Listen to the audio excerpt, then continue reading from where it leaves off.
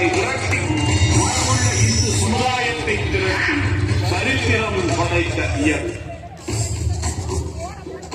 வழிபாடில்லாத ஆலயமா, கடவுளை காணக்கூட நாணயமா, வினாக்களை எழுப்பி வெற்றி வாழை சூடிய இயக்கம்.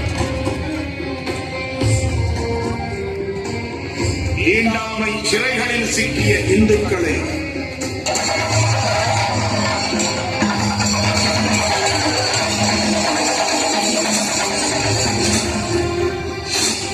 விநாயகர் சதுர்த்தி எனும் எழுச்சி மூலம் விடுதலை செய்து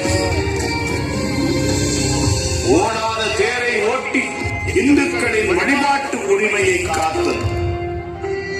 பயங்கரவாத தாக்குதல்களை நேருக்கு நேராய் நோக்கியது. பராக்கிரமம் கொண்டு வீரத்தோடு எதிர்த்தது. அர்ப்பணிப்பும் தியாகமும் அன்றாட உணவு. அதனால் தகர்ந்தது தேச விரோதிகளின் கனவு. உறுதியை கொடையென தந்த தியாக குற்றாலம் இந்து முன்னணி. 42 ஆண்டு கால போர்க்களத்தில் பல வலிகள் அத்தனையும் கடந்து பிரிவினைவாதத்தை அழித்து பிள்ளையார் புலி இட்டது இந்து முன்னணி. இந்து சமுதாயம் காக்கவே இந்த பிறவி. இதை உறக்கச் சொன்னவர் வீரத்துறன். அவர் விட்டு சென்ற பாதைகளில் பயணிக்கும் இந்து முன்னணி. 2023ஆம் ஆண்டு ஈரோடு மாவட்டத்தில் உள்ள செல்லி மலையை இயேசு மலையாக மாற்ற முயற்சித்த கயவர்களின் சதியை ஆயிரக்கணக்கான இந்துக்களை திரட்டி போராட்டம் நடத்தி வெற்றி பெற்றோம்.